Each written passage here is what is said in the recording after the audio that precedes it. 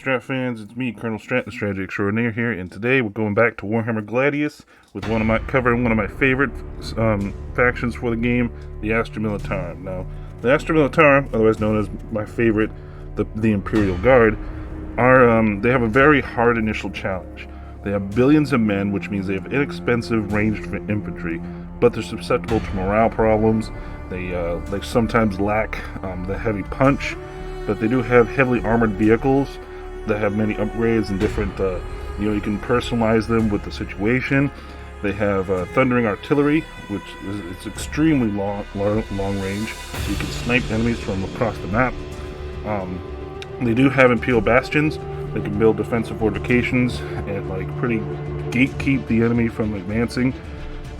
They do have their bureaucracy, which they have city edicts, which can increase the city output and get more from your cities. So that's just a list of their of their traits. The guard has a hard initial challenge because of their men's lack of firepower, but it does make up for it in the long run.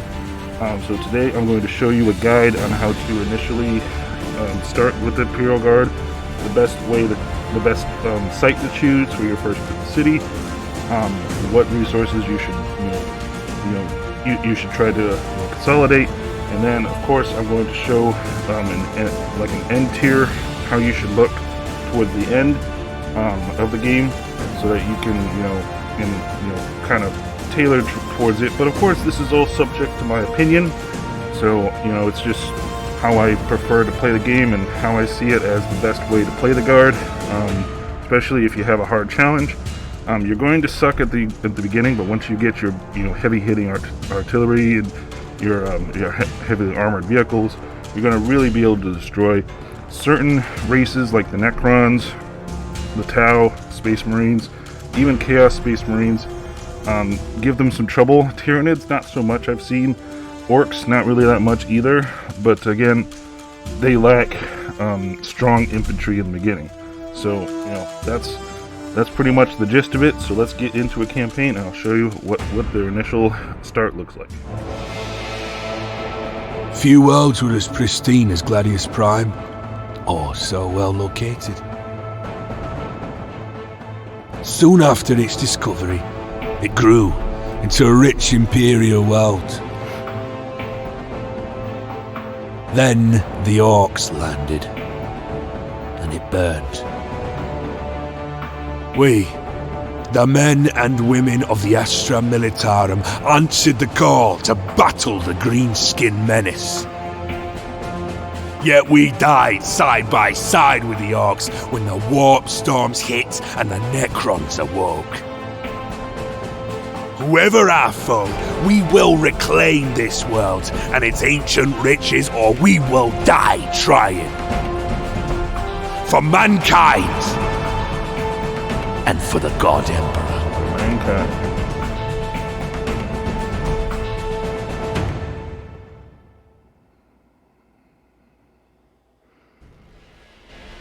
Alright, so here we are at the start. Now the Imperial Guard is one of the, they are mankind. So, them and the Space Marines are are what mankind's all about. So, when you want to play mankind, you play these Space Marines or Sisters of Battle. But these guys are probably the closest to real mankind. So first things first, we have our tech priests here. These are the ones that found new cities. So we could build it over this Necron tomb and prevent the Necrons from awakening it, and that's actually a good idea because cities are very fortified. The Necron tombs have to be controlled by Necrons to waken up, so we can prevent them from having another tomb city here by claiming it. And of course we have the ore field, which gives us increased ore. Now the Imperial Guard have ore, food, energy, research, and influence. Unlike the Space Marines, which have ore and food combined into requisitions, we have to manage these two. So having ore is good. We do have minus food here in the Arctic region, but we do have food here. So if we were to move over here, maybe take this spot, and then, but we'd only be able to claim the tiles around us. So I actually want to take it here, even though we will have a food shortage. We can create food off of these areas, especially this one here, which doesn't have as much reduction in food output. So yeah, I think this is a good spot to start. We're going to be able to pump out some ores because we can use that to make more units and to make more machinery. So this will be a nice machine city to start with. So yep, it wants us to either start here or here. So it'll give you like locations that are desired, like right here would be a really good spot, it says. But I don't know. I actually do think that's better, because no, not really, because we want to be able to access that for farmland. So I actually think either here, right by the river, would be good. So we're gonna set up right here. We still will be able to claim the Necron tomb, so they won't be able to, you know, they eventually won't be able to destroy it. First thing you want to do is acquire your tiles, and I will acquire all the tiles around. This is just so you can set up your base, and it will spend all your influence, but the guardsmen don't really have any abilities to start with, so don't worry, that will come back. Alright, I always love the like how the buildings look as well. It's really cool to see that. Now you start with some guardsmen. They have 24 hit points, 4 armor, 6 morale. They're very, very weak, but they have their strength is in their numbers. They are 12-man squads. So what you want to do with these first ones is just kind of explore around, see what you can find. Reporting in. You know, as soon as you reach contact with the enemy with the guardsmen, you'll want to retreat, because you're not going to really do much. For the Astra Militarum. Right here is a webway gate. Now these guys, this is just for like the Eldar. So the Eldar are the only ones that can use these. I usually, if I'm not playing the Eldar, I destroy these on first contact, because that means the Eldar can teleport wherever you are, and they'll have sight on you as well. Alright. There's a Grox Paxture right there. Those guys provide more food. This is a Ruins of Vol, which can be explored by an explorer team and give you some special rewards or research points, as well as owning it gives you bonus research. And then the ore field, of course, I just explained, gives you ore. So that's what we found in our immediate vicinity. Don't worry, as the guys go on, I will describe more things, more little special things on the map as we find them. If I don't describe all of them, I will make a guide of every single tile piece, every special tile. That way, you guys can see all what the special tiles do. But for the sake of the reviews, I'm only going to review the ones that are in range, or mention the ones that are in range. Now, wire reed here, this causes damage to your units if you cross through it, so you want to try to keep away from anything that says wire weed on it, like these. You can remove this from the tile once you take the tile. So, being the Astra Militarum, we're going to be able to found multiple cities. So, just, keep that in mind. And you can claim pretty much any resource as the Militarum. So, that's always good as well. So now, let's choose our research after we've moved. We've discovered these neophyte hybrids. These units are, they're okay to fight. They're going to do a little bit of damage to you, but they're not going to do that much. There's definitely bigger bads that could do more to your guardsmen than them. But I definitely use 2 guardsman squads to take them out. Alright, so first research. We could either... The frag grenade is a good one to get. Ratlings are also really good. They're snipers. They're nice for maintaining a line of sight. And you can use your guardsmen to kind of be a meat shield while the ratlings do some heavy damage. The Manufactorum is an essential one because it produces your vehicles. I usually get that first, just because you start with the ability to build a barracks, but I usually just go straight for the Manufactorum. Getting trading. Inspired training, it increases the reduction output of barracks. So out of these two, I usually do frag grenade and Manufactorum, but I'll start with Manufactorum and then frag grenades so that they can get a little bit of extra damage. Ratlings will then come up next. Vox Caster, it reduces the morale loss, but it's not that much of a buff, so I usually do that last. And Shrine of the Aquila, of course, is going to come after these three, and then we'll move on, to these ones. But usually, instead of the Shrine, I usually get one of these, either Primaris or the Heavy Weapon Squad, which is really good to have. That one's the first one I get in the tier 2, and then the Primaris Psyker. Crack Grenade is good against like vehicles. You got to get the Hab blocks too, because you want to be able to produce more guardsmen. So I'll usually do the Primaris, the Heavy Weapon Squad, Primaris Psyker, and then the Hab block. Cult Mechanicus produces Tech Priest Engine Seers, which is an essential one to build more cities, so you'll want to get that as well. And then when you get to tier 3, I usually will get a Tank Commander, which is really good for inspiring and leading your mechanized units. The Sanctum Imperialis increases loyalty. I usually do that kind of last. It depends on your difficulty, because the more difficult the game is, the more loyalty problems you're going to have. The Metapack is essential for your guardsmen, so I'll usually do Tank Commander, Metapack, and then maybe the Hydra, even though it's only against airborne targets that it excels against, so it doesn't really come... It depends on who you're fighting. Like if you're fighting Tyranids or Eldar, they have a lot of flying units. You can take them down pretty easily.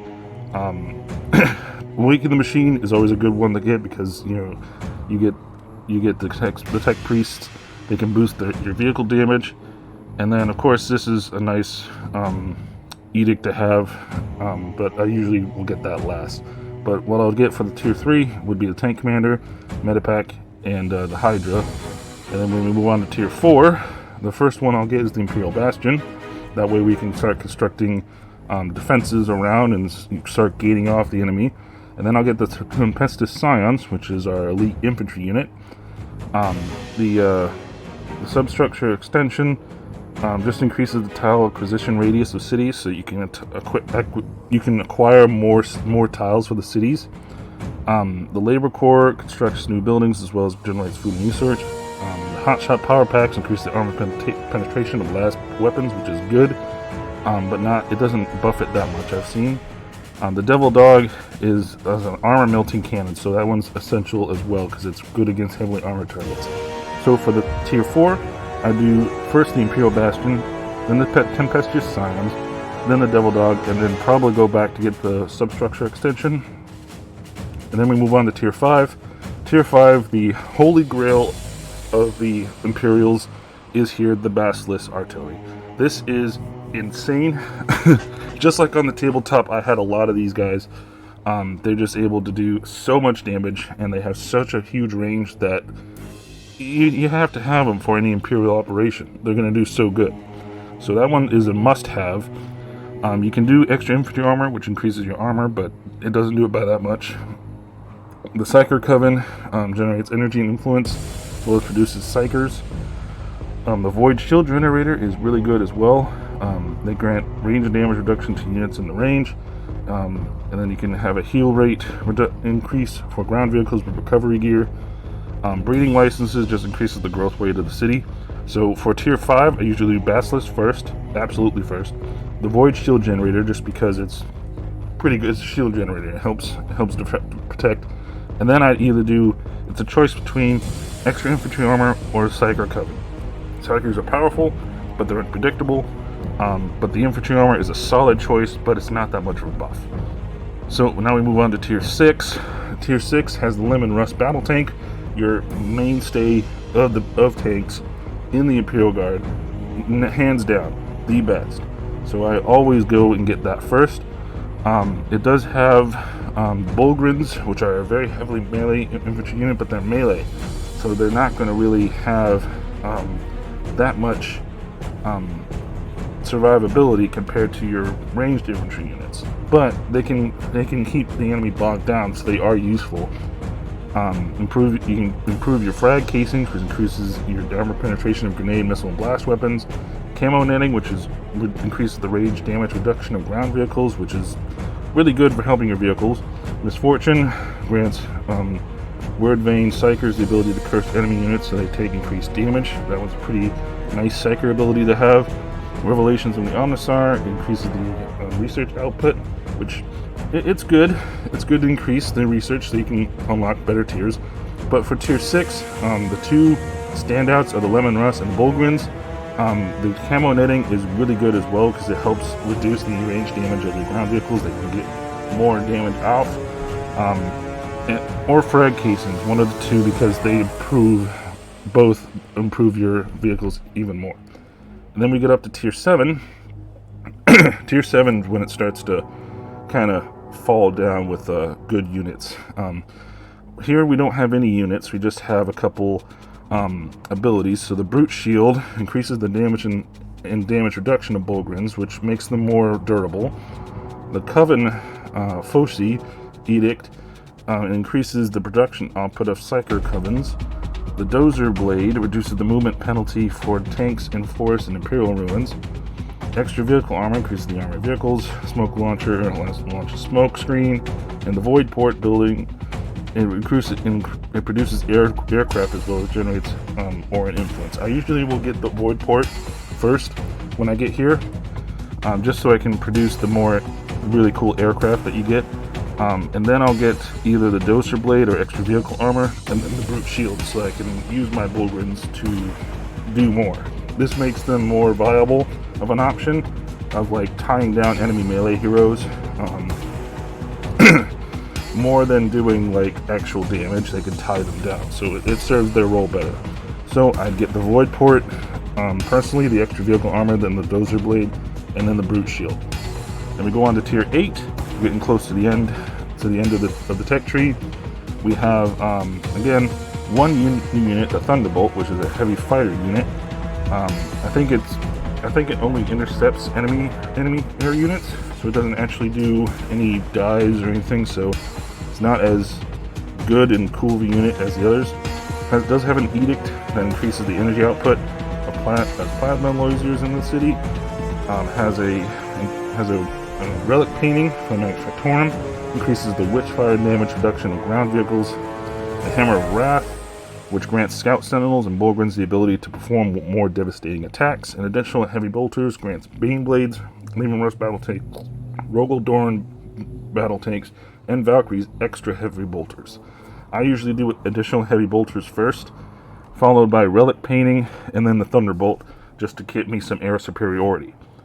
For tier 9, before we get to tier 10, we open up the skies to the Marauder Bomber, one of our best air units. It's a super heavy bomber that just obliterates ground targets. It's really, really cool. So I get that first, and then they have the Skytrack missiles, which grants Thunderbolts anti-air missiles. So they're able to finally deal with enemy anti-air with missiles rather than just bolters. And then we can get Naval Orders, which increases the population output of the Void Ports. Kraken Bolts, which increases armor penetration of bolt weapons. The Chaff Launcher, which grants Thunderbolts and Water Bombers the ability to launch chaffs that increase range damage reduction. And then, of course, we can increase our supply tunnels to increase the tile acquisition radius again. So for this one, of course, hands down, Marauder Bomber getting that first. Followed by Kraken Bolts to buff up our damage. And then, if you like your air units, you can get Chaff Launcher to protect them more. I usually go for Skystrike Missile, just so I can get some anti-air missiles and do some more anti-air. Or, we could always go for, and then we'll always have to come back to substructures to get that up. So, and then finally we go up to tier 10. Tier 10 has our ultimate unit, the Bane Blade. Kind of self-explanatory. I'm gonna get the Bane Blade first. It's a super heavy tank. Anyone who's played Imperial Guard knows what a Bane Blade is. It is the ultimate weapon of the Guard. And then you can grant the Bane Blade extra las cannons. The Bulwark of the Emperor Edict increases the armor of our units in the city. Hunter Killer Missile grants ground units the ability to fire Hunter Killer missiles and propaganda broadcasts, increases the loyalty. I usually do Bane Blade las cannons, and then Bulwark of the Emperor. And then, you can start, by that point, you can start backtracking, unlocking other things, and, unlocking everything. So But that's the gist of the essential ones that I get for each tier to advance it. And then by that time, you're already dominating. So that's the tech tree. As for the first turns, what you'll want to do is consolidate here. Try to look for gaps, like ocean gaps, like this right here, this peninsula here. You should try to secure that once you get defenses. You know, build up a defensive wall there. Maybe see if this is connected or wherever it stops. Try to build up defensive walls, like secure a perimeter. That's what you should try to do as the Astra Militarum. As soon as you secure a perimeter, you can build up nice units, and then you can go off and destroy. But right now you're vulnerable because your perimeter is not secured, and enemy wildlife is going to cause more damage than enemy faction units, because you know your units are kind of exposed. They don't have a support structure yet, so you have to get their support structure. So now that covers the initial initial first turns.